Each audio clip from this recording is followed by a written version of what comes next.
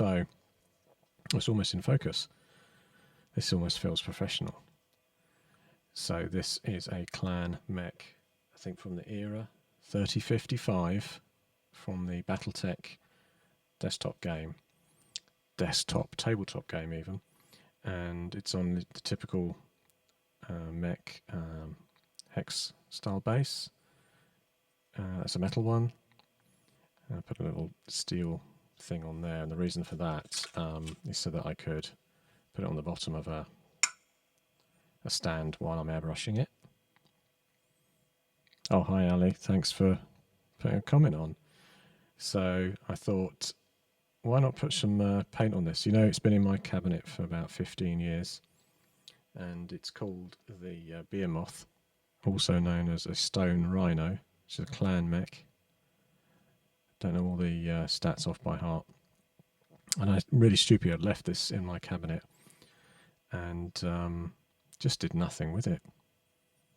Nothing with it at all. Just left the bare metal in there and always wanted to do something with it.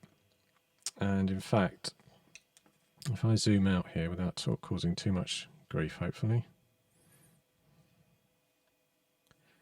what I can do is show the original book, Battletech 3055.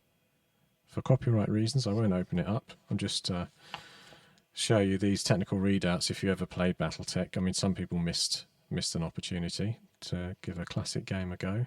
I mean, they even called it classic Battletech for a period of time. I still have all my books with terrible dog ears and things on them where I've played around with them. And this mech is on the cover. To try and line it up. It's not a bad representation, is it, model-wise? I think if anything, maybe the cockpit. No, the cockpit's looking good. And interesting, when I looked at this earlier, I was checking it, I was thinking, does the cockpit glass go all the way back to the top when I looked at the model?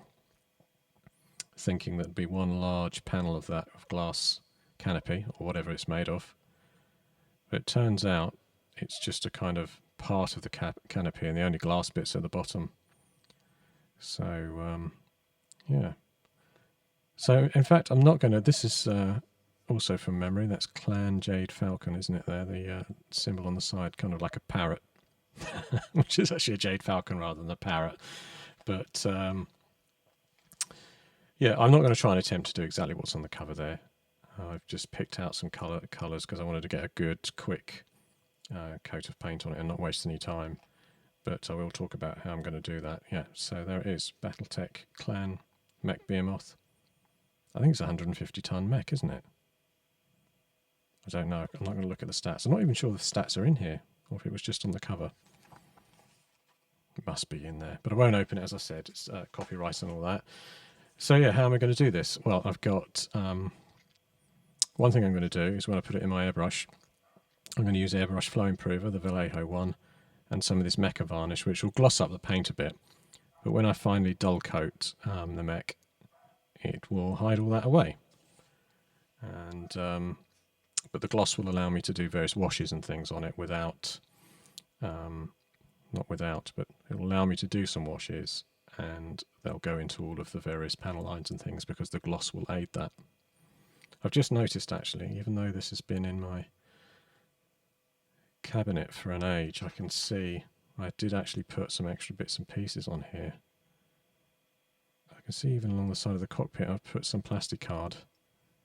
It's a long time since I've done it, but and possibly along that cannon on the side.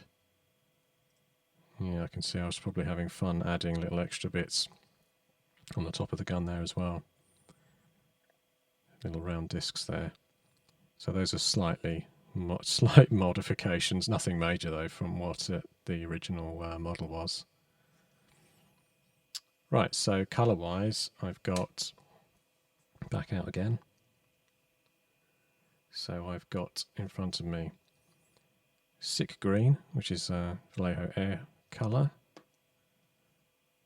Ducker Green, for some reason it's one of my favourite colours. I like this sort of very pale green. That's in the model Air rather than Game Air. I mean, as far as I can tell, when Vallejo did these different ones with Game Air, apart from having slightly larger labels, brighter colours, they're exactly the same thing. And they just gave them gamey style names. They're still the same mix of airbrush paint. It's just with, and I say with gamey style names like Sick Green rather than traditional names like good old Khaki Brown. They've probably got an equivalent in their Game Air range called, I don't know, Troll Brown or something. Who knows?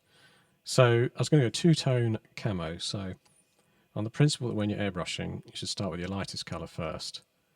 In fact, I'm going to go on with the Sick Green because the ducker green is just going to be a highlight for the green. I'm just going to shade up along the top areas with a lighter green. Once those two are on, so Sick Green and then some highlights up to duck egg, and then I'm going to stick on some blue tack in some random areas which will mask off certain areas so that when I spray on the brown, the khaki brown, some of the green will be left behind and I'll end up with a camo scheme which is both green with patches of the brown. And that's that was my idea that I came up with rather quickly. Once that's done, of course, they'll have some of this gloss in them, so the whole thing will look a little bit shiny. Then I'll do some washes.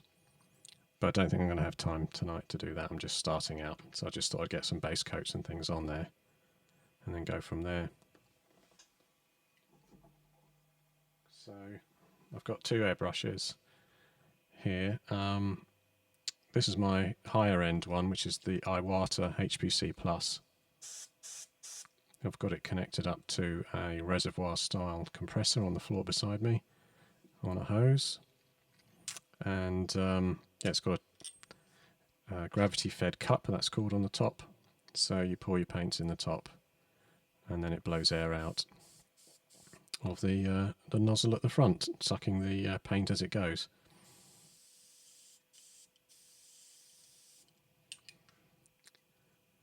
And yes, so that's what I'm going to use. I'll get it set up now. Also get my mask on so that I'm not covered in, I'm not breathing in the fumes. Right, so, well, I will show the mix up first of the paint. I'll do that. That's a sensible idea. So giving the paint a good shake. And then put that into the reservoir.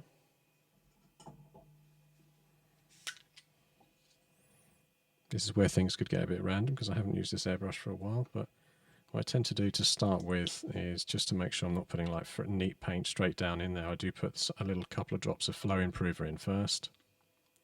Really just a couple of drops, then the paint. Again, this is a small model, so I don't need a huge amount. Is that going to be enough? Maybe a little bit more.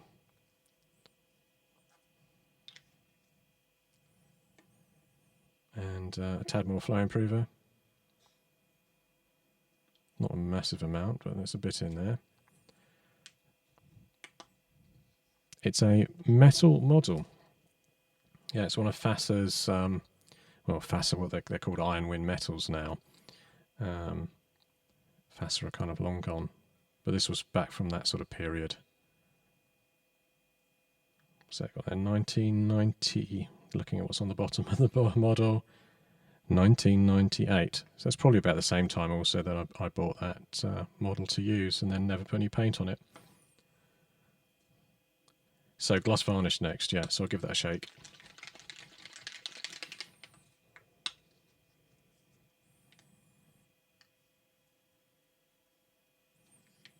Not too much of that. What did I put? About 5 drops. And then the really important thing,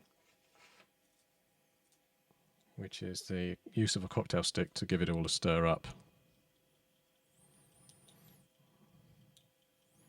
Actually, doing this live on camera, sometimes I don't get my mixes as positive as I should do in terms of the mix and the blend, but that's looking okay in there. Let's zoom in again.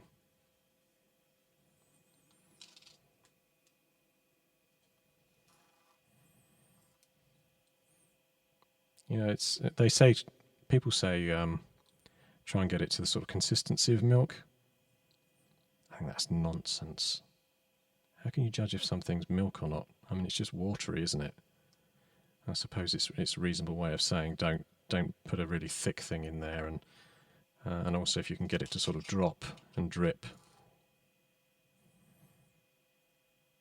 Yeah, it depends how you paint really. So before I even start, I'm going to go over here and I'm just going to spray to see that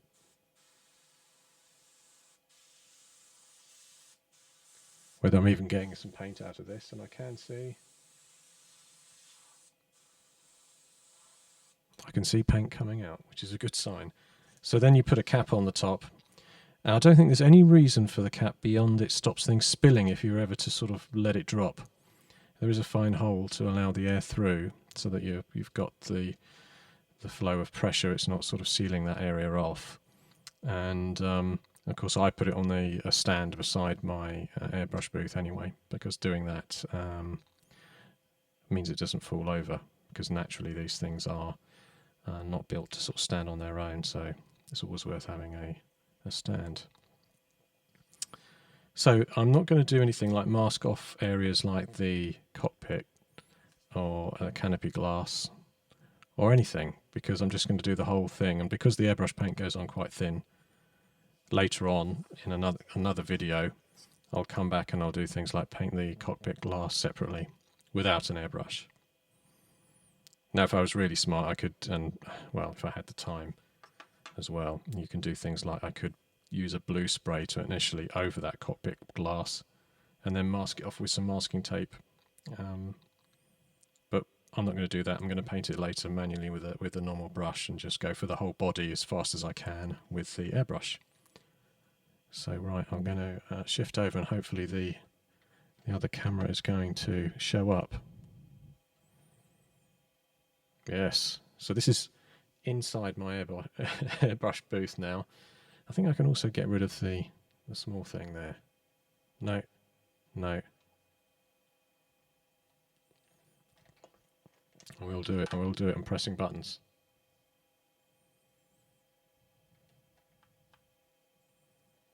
Yes, didn't take long. I'm going to turn on my extractor fan, so it's going to get really noisy now.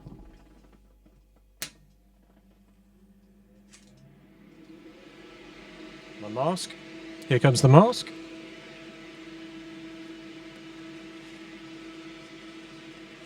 Yeah, with my mask on, it's not going to be so easy to hear me.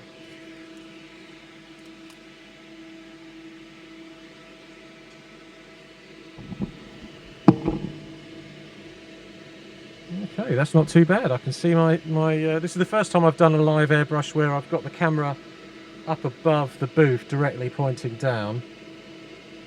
It's for those technically minded, it's a GoPro Hero 5 and very handy as a sort of remote camera. And not, I mean, it's not a camera that does macro very well, but you can see you can go up quite close and then probably, to be fair, it's in focus around this place.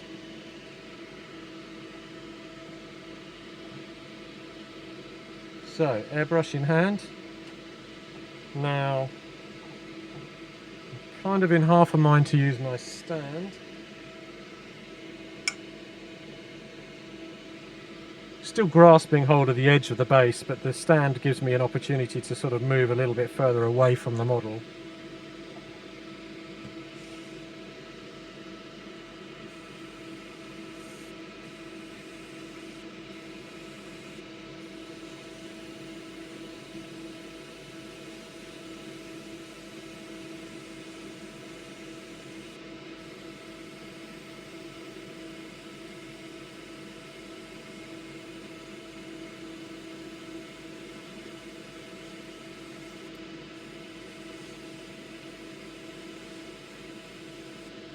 So this is where you can see using an airbrush is so much faster than painting.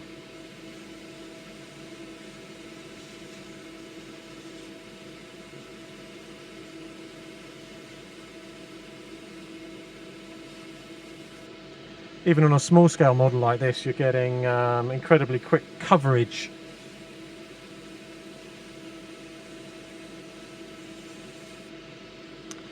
I think one of the myths of the airbrush is when people first come to it and they are used to using a brush to paint small miniatures, you feel a bit disappointed because you're expecting very fine control with an airbrush, you know, to be able to go in and do individual lines on things, and that's not really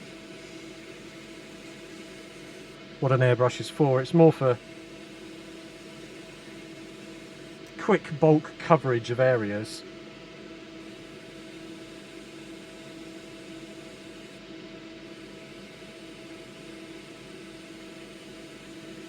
There's obviously pros out there that can do very fine lines, and I think the super pro airbrushers, the kind of guys that do you know, petrol gas tanks on motorbikes and things like that, or you know, the extreme modelers, the very best that make a living from airbrushing, they can do pencil thin lines. It is possible.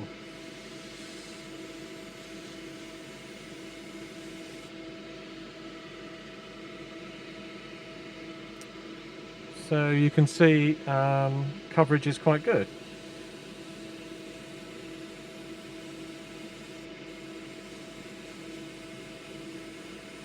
I'm not going on heavy, you just sort of let it build up and go back over again.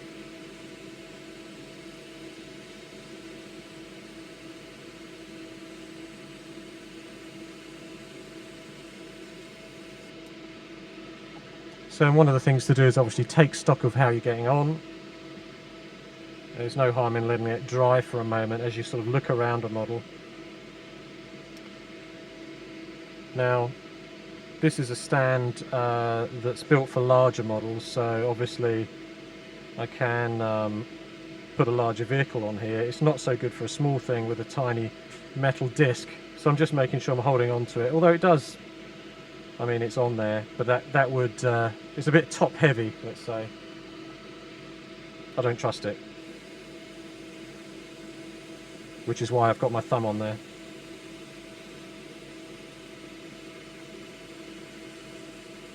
The other thing with airbrush paints is I did thin this down a lot,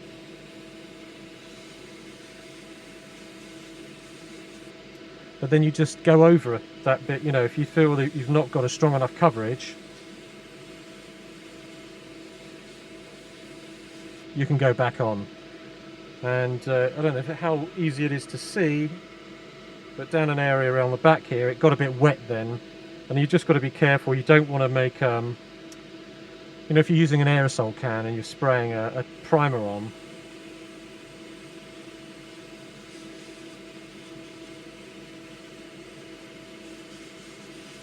you can get a lot of wet on there if you go on too heavy, and you just don't want that.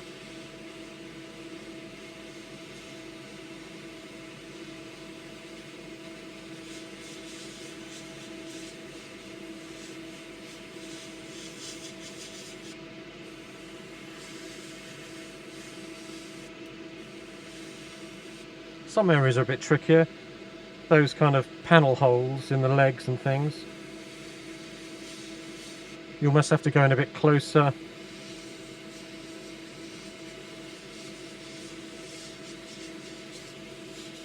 To make sure it's covered well.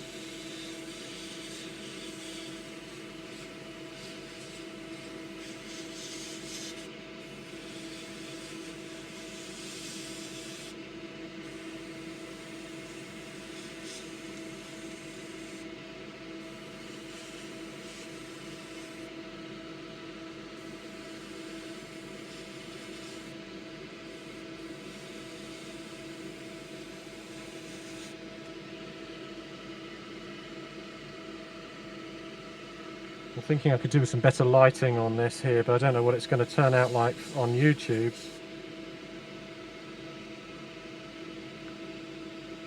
Now just looking at it, I'll probably need to come down from the top directly.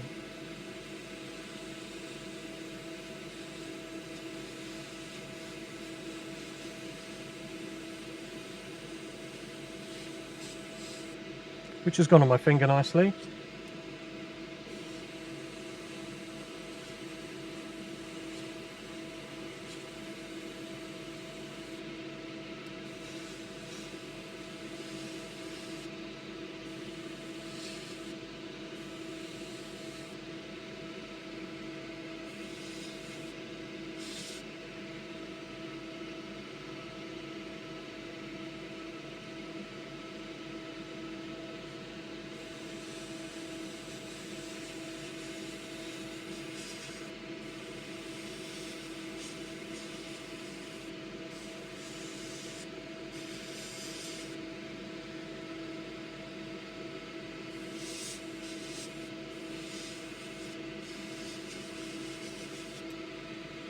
So if I just take stock of where I am again,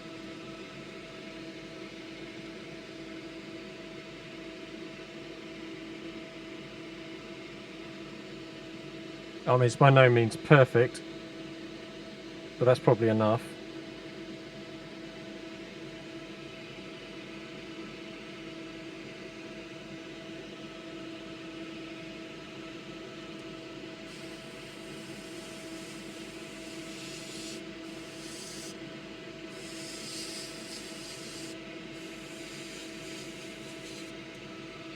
Overspill isn't really an issue, obviously, because I'm going to paint the base and things later. You don't mind a bit of overspill.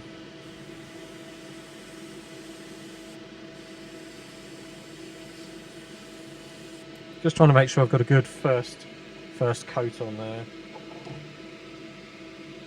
Right. Turning off the extractor fan. Oh, sorry, crash. What mode company is that? Model company. This is FASA, Battletech Ironwind Metals. Oh.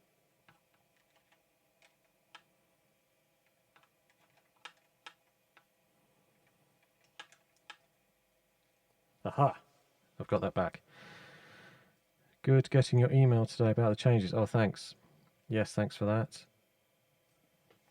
Yeah, itinerant hobbyist. Phew, I'm going to take my mask off. It is a Battletech vehicle, tank.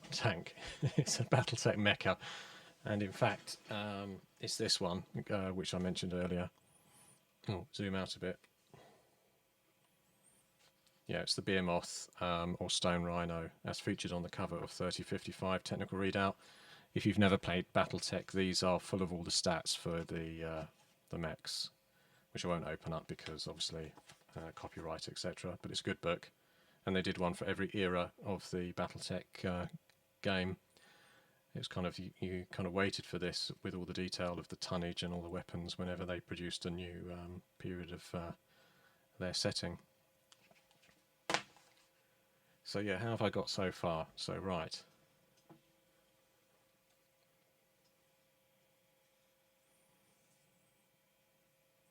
Yeah, cav can be 10mm, definitely. As long as you get, some of the cav models look like they've got tiny little cockpits. I'm not using this one for grunts, it's just I wanted to experiment with my airbrush setup with the camera in there, so I just happen to have this old model sitting around. So if I try not to cut myself with my blade, which I've got right in front of me. So, colour used on here was the game Sick Green, which is quite a sort of intense green. I also used some of the mecha varnish here, which is why it's got that sort of sheen, because I wanted to have a slightly gloss coat. When I use washes and things on there, the gloss will help with that. So I just put it into the mix. Yeah, so quite happy with that first coat of paint on there. And you can see using an airbrush gives you that really solid result. And you can see some bits are a little, I've gone a bit lighter. And when I say lighter, I just sort of missed a bit really. But I'm going to highlight up with a sort of top-down approach using the duck egg colour, which will lighten up the green a lot before I put the sort of darker camo on. So really, just while that dries there, I'm going to switch back over to here. I'm just going to clean out my airbrush, so something to do while it dries. So you'll be able to see how little of the paint I actually used. Very little indeed. Here we go. Yeah, well actually I used a reasonable amount to get that full cover. But again, with an airbrush, when you're planning models, you want a few to do at once, and then you'll be able to sort of use up a half a reservoir of paint. So to get that out of there, my technique is I just spray with one of these things, scenic sprayer, with water. By spraying in there, I mean that high pressure spray is just, sorry it's not very well, not very lit in that corner, but already you can see it's looking pretty clean in there. There'll still be paint running through, you can see down there. And now it's running clear. So yeah, I've mentioned this in a few videos before. I just use my hand to clean out as well. I get quite painty hands, but I don't react to the paint on my hands, so I don't mind. I'm not going to wear rubber gloves for it. And just use the kitchen towel to just dry it out a bit. And then it will run dry. The needle's not even really got any scum on it either. There's a little bit of paint inside that crown, but I'll clean that out after I finish the whole job.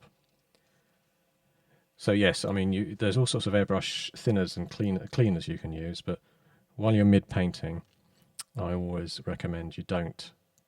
You know, I'm just about to change the paint to another one. I wouldn't like to put cleaners through before I switch paint, and the reason for that is if any gets left in there, it turns the paint to a goop. So you pour in your next colour, and if there was a tiny bit of the airbrush cleaners in the bottom, your next colour will start to gunk up. And that was an error I made early on when I started.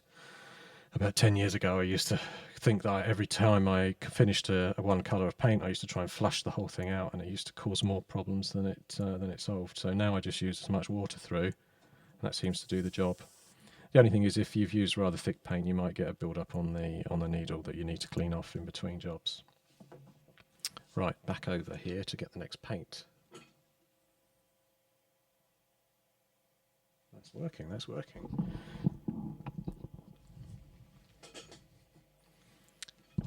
Yeah, hello. 2750. I used to like that with the old Inner Sphere mechs, and then 3050 moving on to the sort of clan invasion. There was that period of time, I think, where a lot of people got annoyed with the clans, didn't they? They said, oh, the models are okay, but there's too much... they've got too much power, too many lasers they can fire at the same time, etc. But I didn't mind too much, but I used to get thrashed quite a lot by people that had a lot of those very large Omni mechs, and my poor Inner Sphere just couldn't cope. Hi, Mad Sniper Gaming, how you doing? I'm now shaking the paint. That's not a very good thing to watch, but there you go. So this one's looking a bit gunky.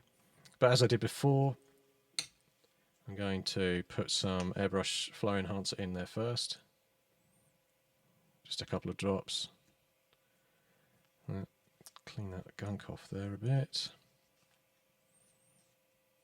And then put some paint in.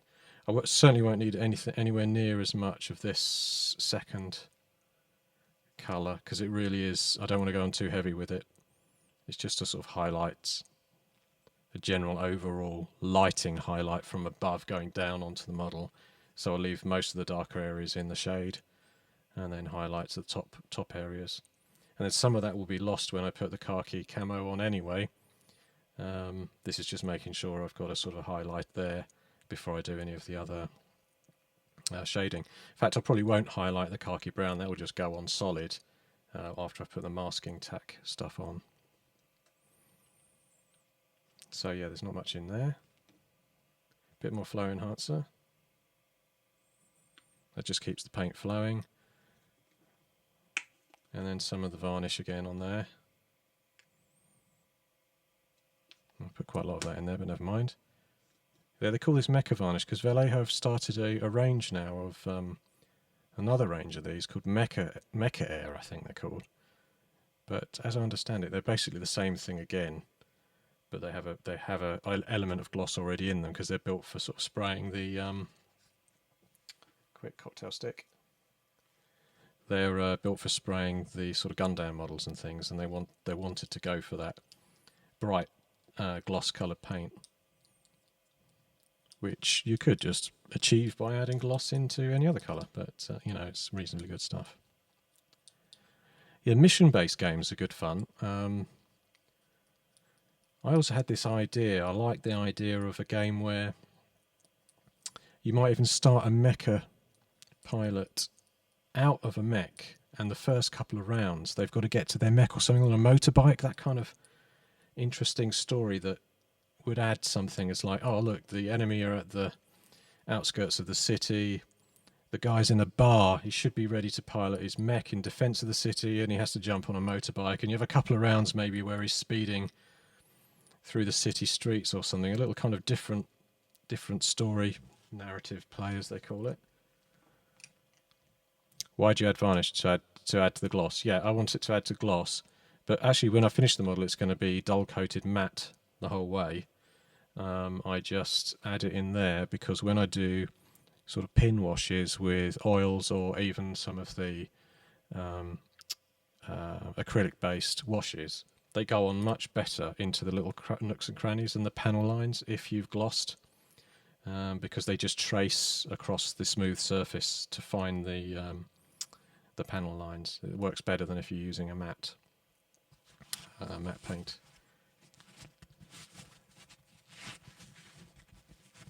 What are my favourite 15mm? I'm just putting my mask back on. What are my favourite? I've always liked the Ground Zero Games models. I started collecting with the early stuff like the traveller models and things like that, and then Ground Zero Games started doing their 15mm line, and I really like them. And I like the squat look with kind of bobbly heads. I don't know what it is, but I know some people prefer a model to look a little bit more refined and more in scale, whereas I actually like the chunkier style. Right, so lifting up model, putting it in the spray booth. Here's my handle. It's going to get noisy any moment now because I'm going to turn the spray booth back on again. Sorry, adjusting the mic, you probably get big cracks off that.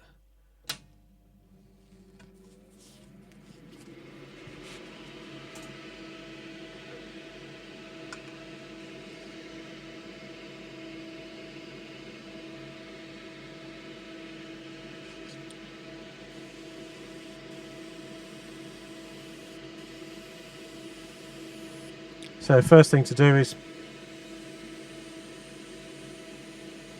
spray onto the tissue.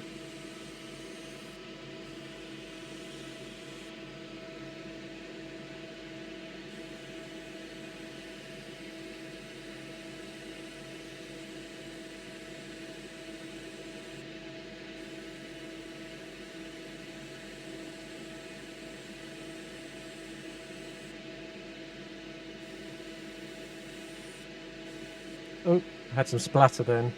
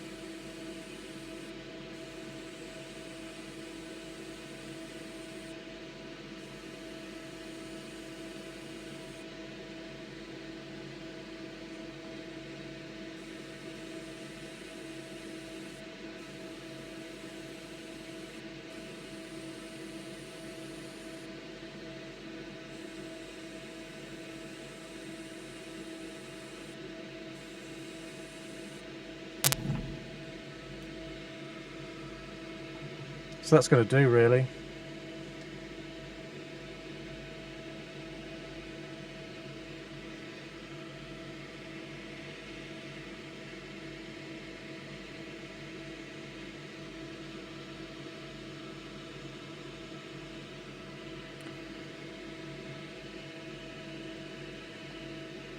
So just going to clean this out. I didn't really need anything like that in there.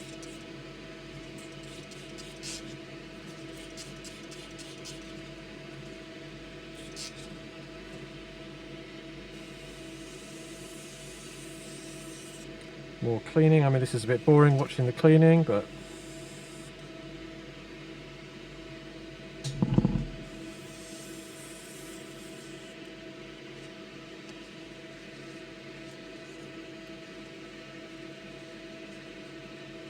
at least you can see what's involved with an airbrush if you've not got one.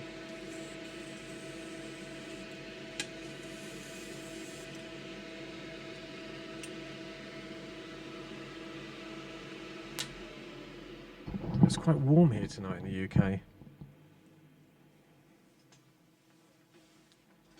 Oh yeah, so players can leave when their base got attacked, so they had to fight their way back first. Played it as 28mm miniatures game. Well, that's fun to sort of mix it up.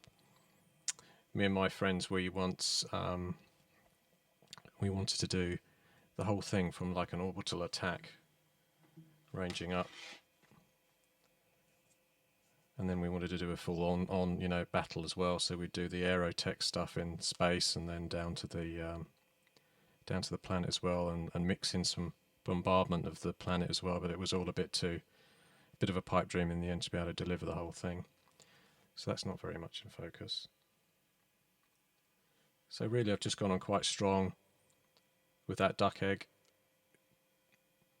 leaving the sort of darker green patches. I've had some problems there where it's done little splatters from the airbrush, which was probably I didn't stir up or thin the paint enough, and it's got caught on the nozzle and then sprayed down.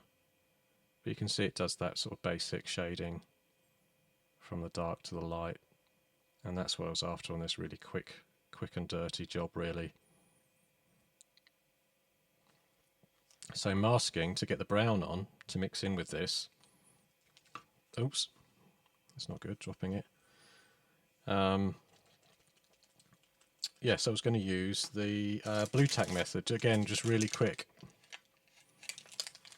And to speed that up, I'm going to make a noise now. I'm going to use a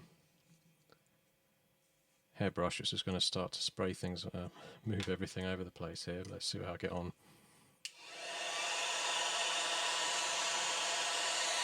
Yeah, so it's just a quick method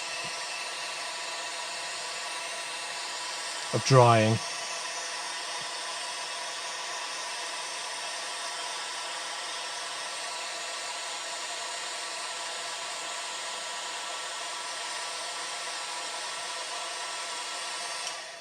I mean, it's mostly instantly touch dry anyway. You're not going to be like smearing paint off this.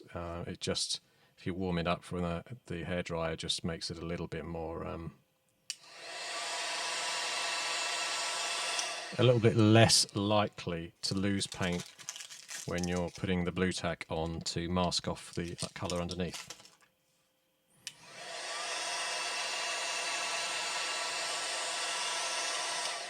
Yes, yeah, Todd, that's what I always say, is that it was intentional splatter to look like chipping.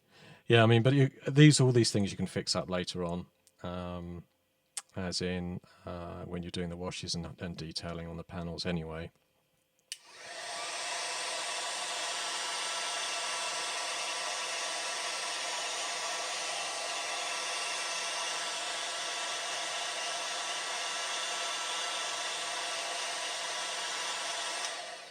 So that'll probably do. I mean, there's not really a scientific measure on how long to hit it with a hairdryer, but I can feel the model feels a little bit warm, so hopefully the paint's drying off with that as well.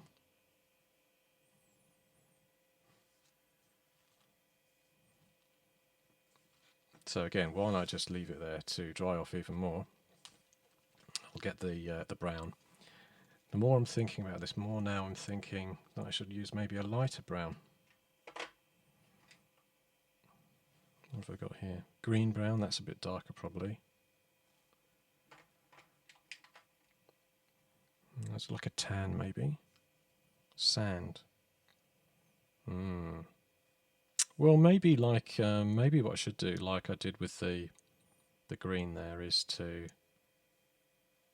go on first with the khaki and then maybe lighten it a bit with the sand. The thing with pin washes, the sort of oil wash or varnish washes to highlight the panels, is that they always work best on a model that's a bit lighter anyway. Any weathering works better on a lighter model, I found anyway. So yeah, I'm going to go in with the khaki first. I'm going to give that a shake.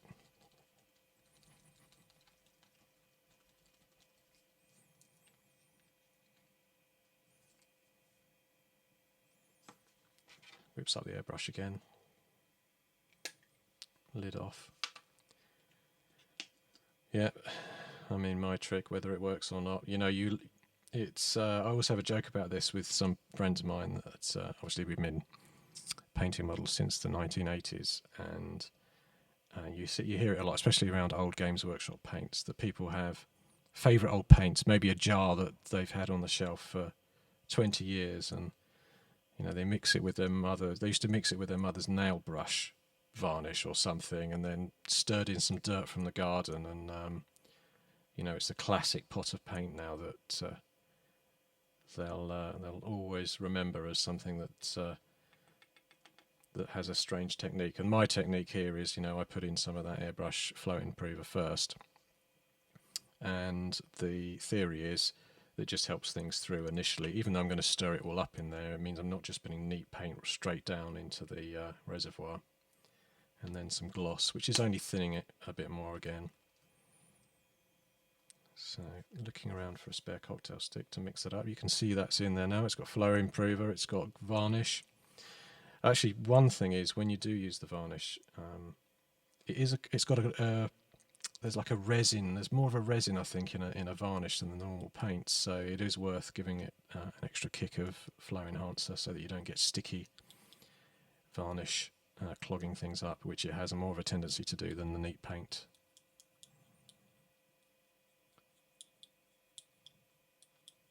Some kind of strange storm fly that's found its way into it. I've got the window open, so that's probably it's come in. So there you go, give it a good mix up. There's nothing wrong with just taking a bit of time over that. So what I'm going to do with this now is, because I was just killing more time while it's drying over there, I'm going to put that lid on and put it ready beside the airbrush booth. And then bring the model back and start to consider what to do with the sticky blue tack. I mean, this comes in various different brands: blue tack, white tack. As you can see, it has many different hold keys secure, make models. I guess I'm using it for the use case of making models. Anyway, you probably don't need this much, but the idea with this is that you're just masking off areas. Well, one thing to note, actually, if you use masking tape for nice straight lines and sharp lines, you do get a really good solid line. I'll show you that actually, just a moment.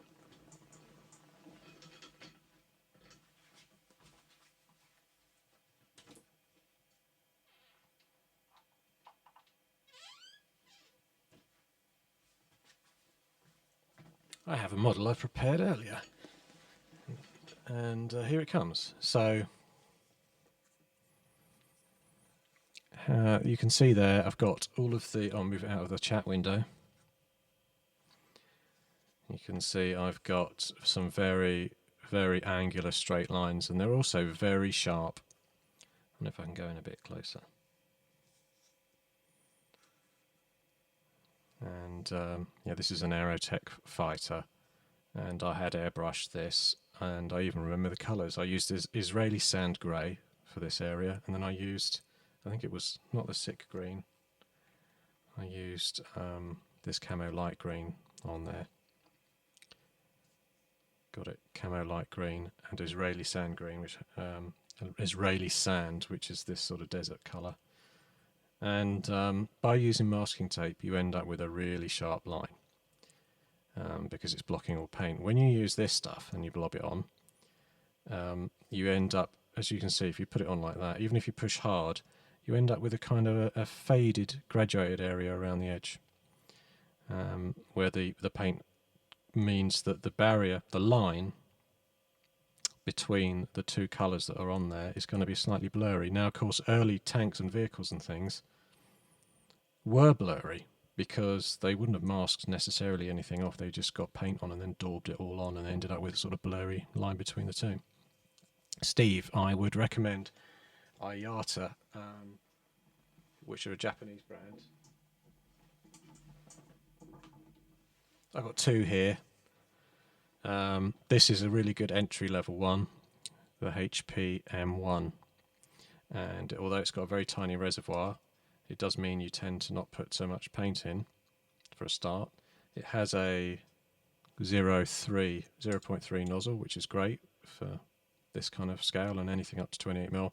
But most importantly, it's not got the pull back and push down. So when you're pushing that down, you're just getting consistent air through, or more air as you push down. But it's this bit that controls the flow of the nozzle. And so this is a good starter, and I think they're kind of way under $100 sort of starter. So that's moving, that's retracting the needle. So the further you pull it back, the more paint you get through the front.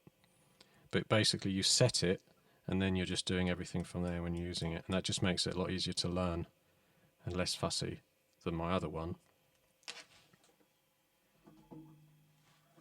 which is this one, the big beast, which is the HPC Plus. And it has a lot more control because you're doing both the airflow and the paint flow on the one thingy on the top there, button. The decal is from a Gundam set, bizarrely. I can't remember which one it is, but there was a Bandai. If you'd search Bandai Gundam decals or water slides on eBay, in one of the ranges they have these, and I think they're to go on the, there's Land Air Lamb mecha that they do. They still do. I think Bandai still do them as kits, and they did a set of water slide decals that had it on. So I just stick it on there. And this one actually that says Tex on there as well, and that was from Flames of War, for their decals for their tanks, for the American tanks, for Flames of War, World War II. They had sort of cute names for all of the different vehicles, so I used some of that on there too. Yeah. So anyway, I just brought this out because it shows how sharp a line you can get if you use masking tape, which I used on here, and I cut out tape to give it that angular look on the aircraft. Didn't bother with underneath, look. There you go, the unpainted underhull. Actually, you can see some of my washes have sort of made their way underneath too. But actually, because it's airbrushed and it's quite consistent, if you ever were to sort of glance underneath, it's not gonna show the vehicle up too much. But yeah, just do the top and that's it. So yeah, oh, look at that ruin now. Yeah, this is a good 10 years since I've done that, I think. 8 or 9, 10 years. And yeah, I need to get my airbrush out more because it gets put away and then you just don't use it for years. So anyway, that's why I've got this out here today. Now, after all that chatter, I'm now using my paint drying sensitive fingers after it's been hit by the hairdryer. I think it's probably good enough now to take some of this masking blue tack.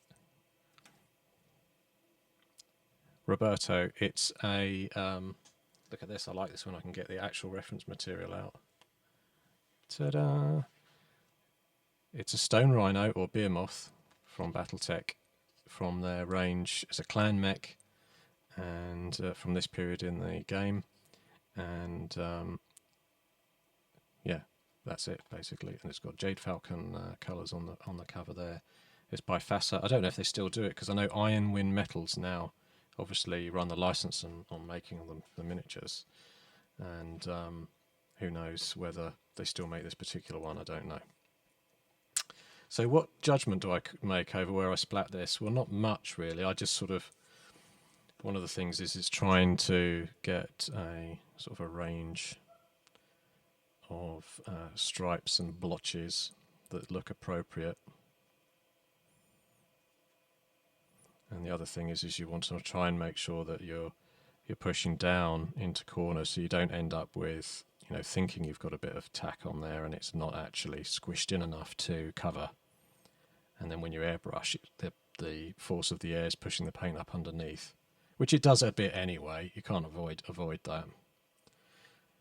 So obviously one other thing you've got to do here, and it's actually nearly impossible for the average human brain to cope with it, at least in my instance, is the fact that you're working in negative. So you're putting this on, and in your mind you're thinking, oh yes, this is green here. Well, it's not going to be green once I've sprayed the brown on. And what you're left behind with is what's been hidden. So sometimes it's a bit hit and miss, really. But what I like to try and do is use different sizes and also think about areas. So like, for example, I'm going on there. Let me zoom in again. I'm going there on this panel on the top of the gun on the top, and then I think to myself, well, I want a bit of brown on there, but I also want some of the green. So I don't want to like cover a whole area necessarily and then find out afterwards that, oh, I could have done with a bit of green and brown on there. I should have either uncovered it or left the whole thing with a little bit showing at the end like that. I'll say this is, we ordered from Railpath of Europe. Yeah, I used to order all mine from Railpath of Europe. I used to also, I used to put games on at our Salute show and various other shows in the UK for Battletech, and Railpath of Europe used to help me out with models and prizes and things like that. They're a nice bunch of people up in Liverpool. Yeah, always very supportive of players.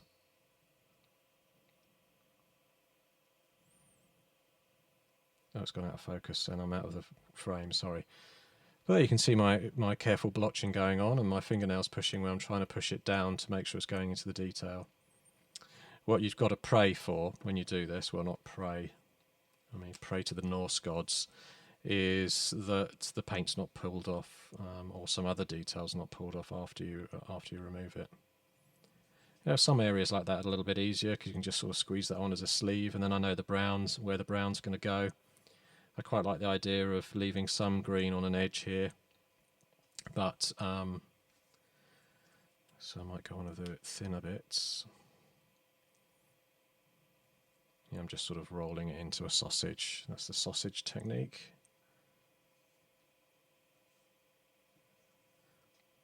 Covering up some of the edge so that I'll have some green showing. I also want some green on the chin, for want of a better name for it. So yeah, I know that I'm going to get some brown on that area, but then there'll be some green under there. Oh, on the legs as well. And also don't have to make it identical, do you? Unless you were after a specific look. So you might say, actually, I want the gun, both of the gun barrels to be a particular solid colour. And that I might do when I get to the detailing, because one of the benefits of airbrushing is that this paint is on here really thin. So I can paint over later. So if I wanted worn out barrels that matched each other, I could weather and repaint them one solid colour later.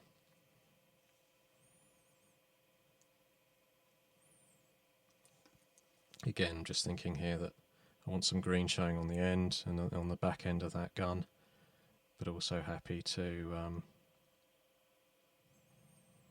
cover up. Well, also happy to reveal that area to go brown here. Whereas obviously on this bit I'm going to leave the nub area at the back of the gun, I'm going to leave that. I'm not as worried about the legs, but you know, they're not going to be, this back end of the leg's not going to be quite as on show as the front.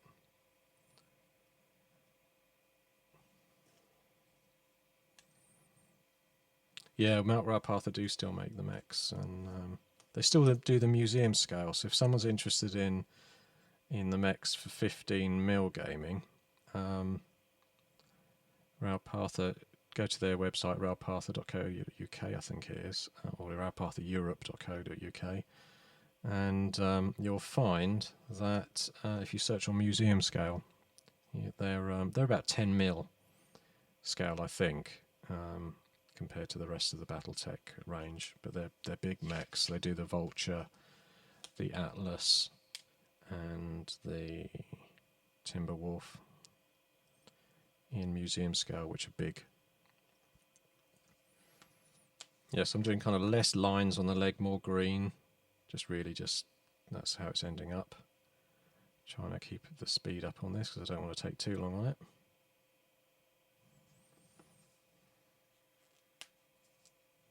Another sausage over that foot.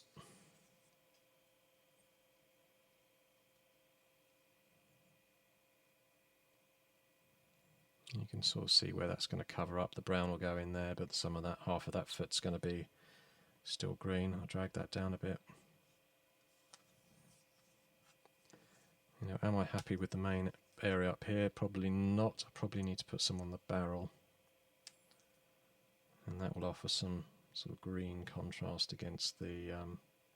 trying to be careful here, I don't want to bend this barrel. It's notorious for always needing to be pushed back later.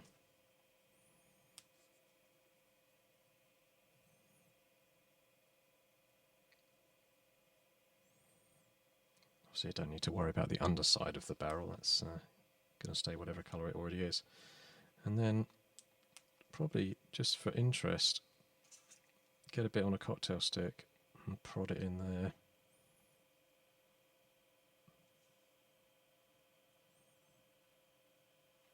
So I'll end up with a sort of patch of green showing with the brown all around it. And I feel like I should do with a patch on there as well.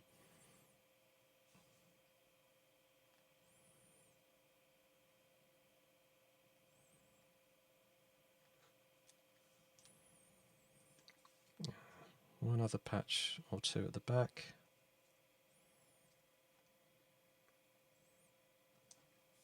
I reckon a little bit of green showing there too.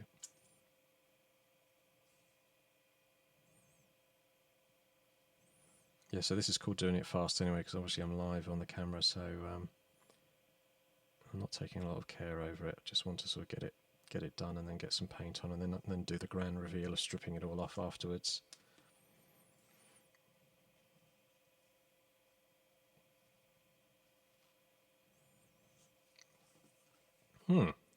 Obviously, the other thing that happens when you use this blue tack is that it's going to get covered in paint, but I have found before you can sort of reuse it. But also this stuff now is so cheap, you know, when we were young, you know, you'd make your blue tack last for years and you'd be stuck behind your posters and things on your wall in your bedroom. But nowadays you can get this stuff really cheaply for, you know, even a couple of dollars or something for a big pack that's going to last you for this kind of work for a long time.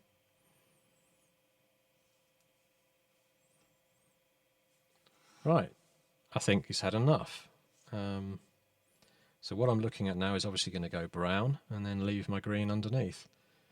I'm not too worried about the sides and back of the legs. I'll not go on too heavy down there anyway, but I will spray in there with the brown. Probably another bit on the leg there now I'm looking at it.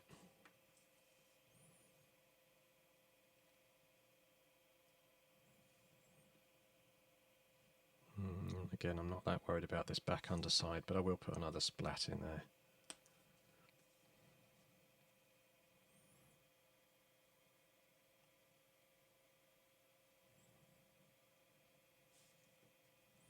That will do. Right, I'm going to go to the airbrush then. Back onto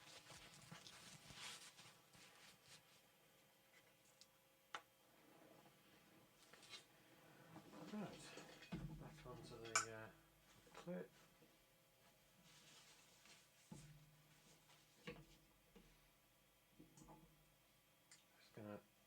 clip. Back onto the clip. It's going to make a lot of noise now.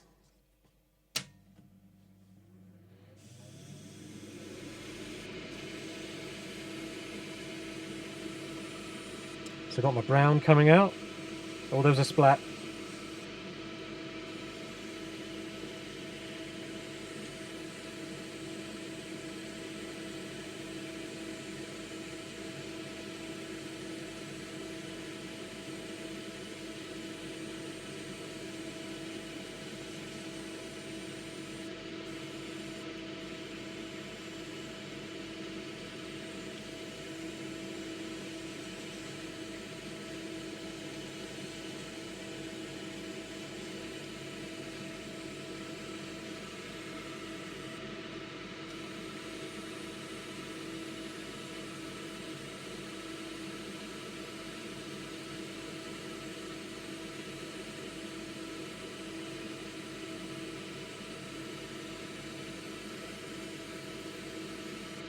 Yeah, so as I said before, I'm going quick on this, so it's just a case of trying to get it done quickly.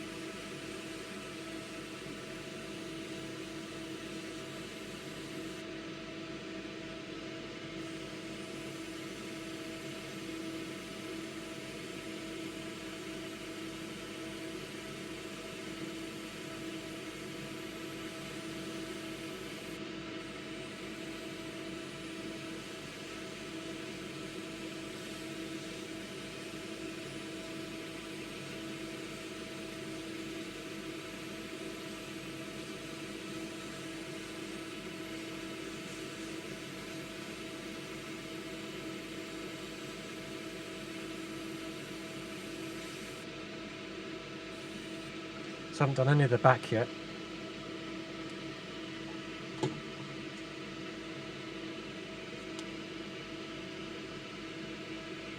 Lining myself up. It's handy to have, even though it's not a full, it is magnetised on there, but it is handy to have something to brace it against.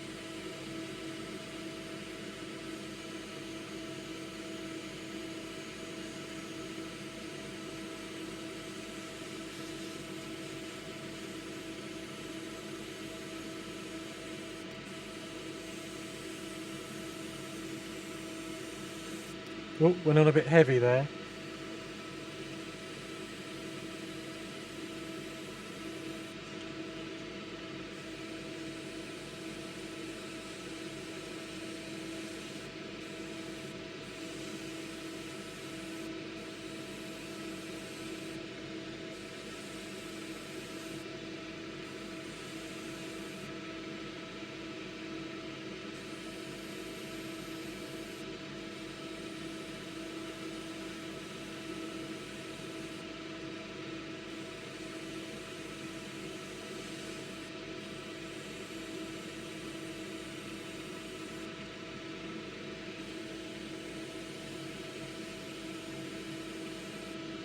I think I'm nearly done.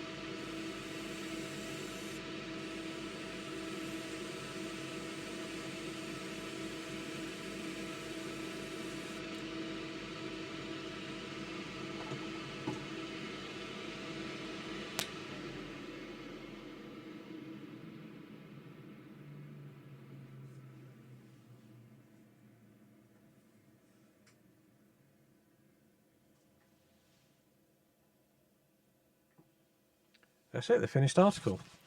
Now when people say, you know, what's that? I'll say, well, you're never going to know. It's just going to be a brown blob on the table. So as you can see, I've gone over all the blue tack.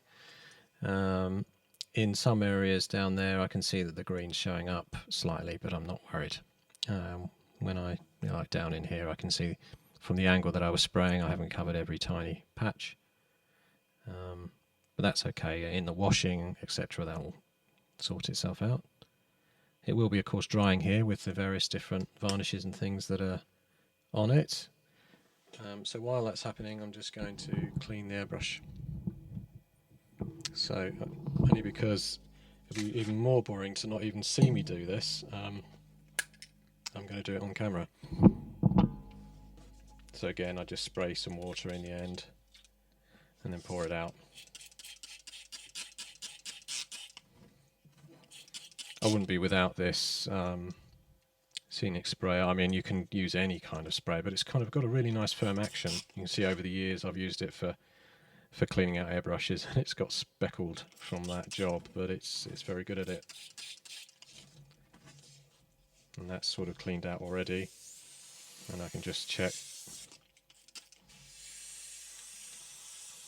So that's now spraying clear. Now, of course, that's not clean because I've got paint and stuff built up in the end. So that's the job you do when you're really finished for the evening, or do it the next time I pick it up, is to sort of clean out the needle as well. But that does the job really for most of the interior. So yeah, still got some water in there. Actually still some colour, very faint colour as well. Keep spraying.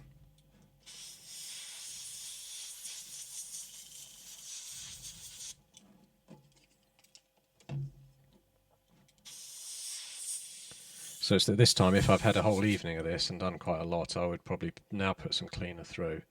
But I'm not going to do that right now.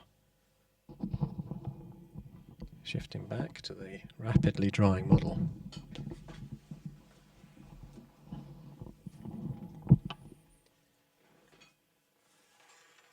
So what's it going to be like, the grand reveal? So, and how am I going to peel it off? That's the other thing, without being too heavy-handed, particularly around the gun barrel, because that could get problematic. So some of the things you can use in my toolkit over here, I have this tri-tool, which is from Hasegawa, another Japanese tool company, and really this is for removing decals and water slide things, but I've used it for all sorts of bad things that I shouldn't use it for. I can see it's got glue and stuff on there. Rapidly now trying to clean my tools when I should have done that before.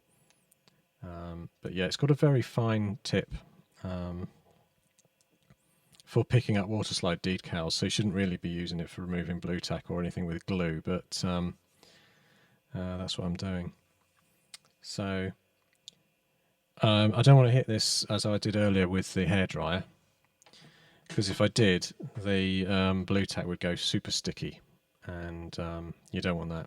So don't hairdry blue tack to try and get the paint to dry any quicker. Now, how long should I leave this? Well, I mean, you don't really need to leave it long at all. I wouldn't, but you could end up with some problems. Let's see. Oh, here we go. So, oh, I'm not close enough.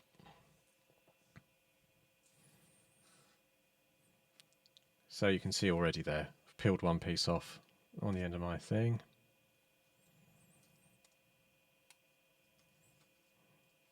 Yeah, so this is really the quick and dirty way to do a camo,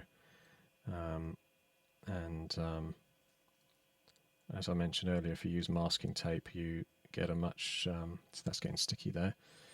With masking tape, you get a much sharper edge, but this is quite a good edge there.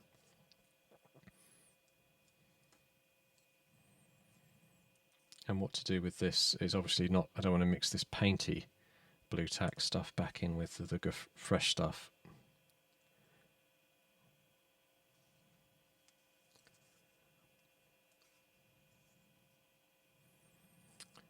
So once I've pulled this off tonight, that's I'll run out of steam tonight. I'll finish, and then I'll do a video maybe later in the week. Feeling a bit tired, got a bit of a virus or something at the moment, but maybe later in the week I'll come back and then I'll do the pin washes on here so that you can see with the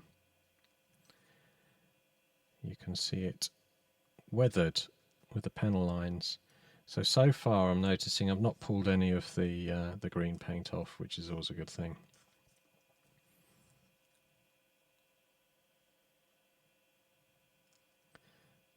I could use my finger for this, really. Some of it. So I left a little bit on there. Won't worry about that for now, but what you can do, if you leave a very tiny smidgen of blue tack on, you can just get another bit of blue tack as you know, the classic technique to get it off the wall if you've got posters. So this is this big bit. It's been a bit stubborn actually, which is not very pleasing. I might start from the other end. And I'm going to use my fingers for that.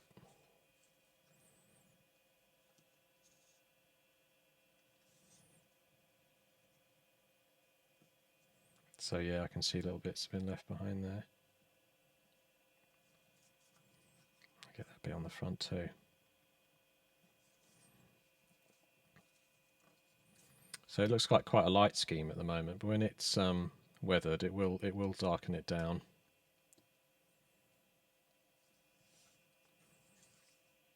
And you see that's I'm quite pleased with that line across the top there, leaving that bit on the front, and then the bits on the barrel too have been quite sort of pleasing to the eye.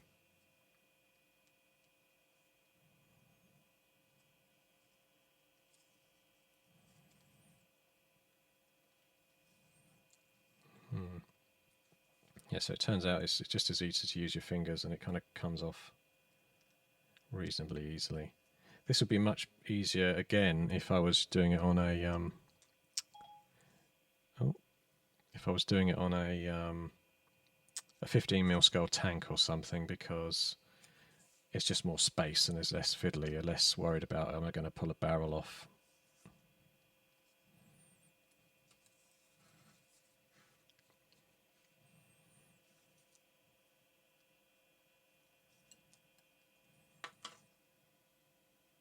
Yes, it's not too bad if I use the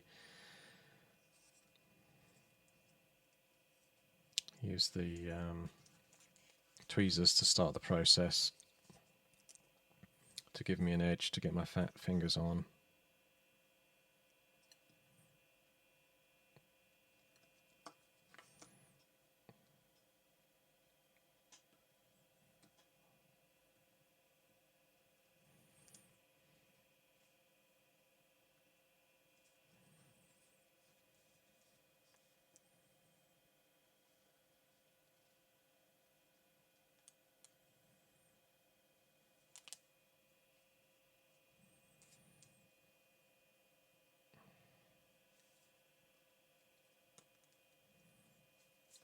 This is annoyingly sticky, tacky stuff.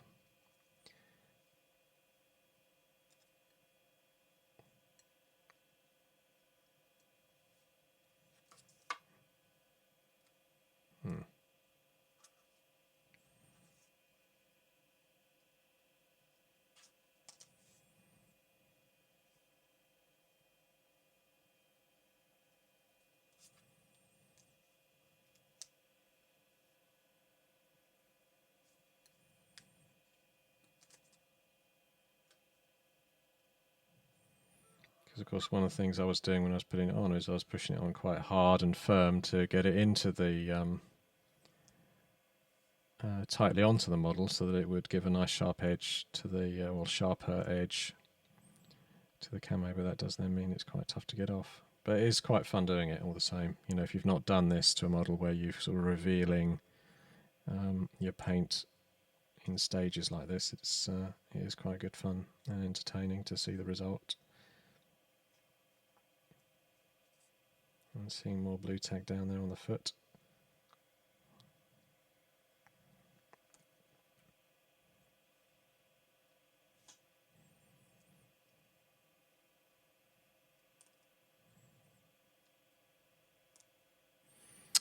I once used to use masking fluid. This is the other option you've got, is masking fluid. But this terrible thing, I did it on some 28mm Infinity models, and 2 months after I finished, I looked at the model and I thought, what's that? And I basically, because the masking fluid goes on so thin,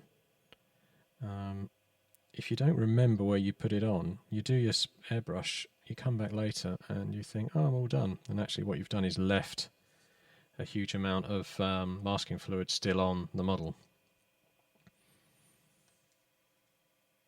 So yeah, that's very quick and dirty, and the detail is going to start to be pulled out from the panel lining that gets done on there. And then you can also do what's called a filter. So if I show you one I did earlier as well there, the filter covers everything. Rather than a wash, you put a filter on and it brings a tone of colour, a transparency across the whole thing. So you can see this sort of cream colour has that sort of, it's difficult to say, I know I can see it, but there's a shade of transparency on there. And that's using this stuff, which is an AK interactive filter for brown. I say this one's for brown wood, that's the wrong one. Filter for NATO tanks is, I think, is the one I used. And it's a smelly kind of thinned by washers enamel filter. It's really messy as well, but when it goes on, it does really give you that really thin overall even look. I'm not sure I'm going to use it on here. I think I'm just going to do sort of pin washes on this guy with oils, and that will really bring out some of these panel lines, and then weathering pigments and things on there too to give it sharper edges. I'll give it some edging and some decals and things on there as well.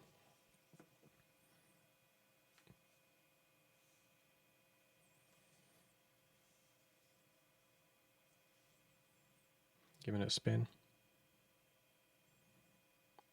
No, I wouldn't airbrush this filter on. I'll just wash it on. It's really thin. So everything else I'm going to do on here is paint now, apart from a final dull coat to dull it all down. Yeah, it'll all be painted on. And yeah, I can see actually. I think one bit up here, I have drawn off a bit of paint by pulling off the blue tack. It's difficult to see it, but that can happen. You can just pull it off and then you end up with a bit of paint. Sometimes it's not the coat that you just put on. It's not the green. Sometimes it's your primer didn't latch on, or there was a bit of oil or something on the model. And when you pull the tack or even masking tape off, it's pulling the whole lot up and off through to the base. So you just have to tidy that up later. And yeah, so I'll get this I think it could probably take a couple of sessions to get this from looking like this into something more like that. But it should start to come into focus a lot more as soon as I do the panel lining and weathering on there anyway. And then some decals and bits and pieces, and some, I might do a reddish cockpit to match that style as well. I think the one on the front cover, no, it hasn't. I think there's another cover of a Battletech book, one of these. I think it has a Battle Master on it, and it has a nice red cockpit. This one's just clear with a guy's face on show, so I'm not going to match that. What I might do is do some paint on like this with the red around the cannon, and I may weather up the cannon to look a little bit more metallic-y, metal looking. I don't think I'm going to do the teeth. I might do that. Would turn this into a big job, and I was trying to do it quickly. So yeah, that's about it. Okay, yeah. So yeah, thanks. So hopefully, if you want to, let me switch back. That's me. Yeah. So if you want to check back in the next couple of nights, probably worst case it'll be the weekend, but it might be in the next couple of nights if I'm feeling up to it. I'll do the next stages and wash it and what have you. And this technique can be used on 15mm, 6mm, 28mm vehicles to give it that camo style. And it's relatively quick, as you can see. I mean, it's taken me, how long I've been going? How long have I been streaming for? 1 hour and 22 minutes. So that's what it's taken me to get to that. But obviously in the between I'm doing talking and everything else. Normally I'd have a lance of mechs in front of me, and you do like 4 or 5 at a time, spray them all up. That's what I did with these Aerotech models. I had about 5 or 6 of these, sprayed them up in one big hit, and masked them all at once, did every step by step stage, and you end up spending a couple of hours and getting half a dozen models painted. So it is quite fast. It's just when I'm doing it on the camera, it's obviously a bit slower. Me preparing everything takes time. So great, I'm going to stop streaming any minute now, find my mouse, and where is it? Over here. Toggle everything off. So any second now it's all going to go off. And thanks very much everyone for looking. Hi Graham, thanks for checking out the paint scheme. Yeah, it's okay. You know, as I was doing things live, I would have probably highlighted up the brown as well. That's only one thing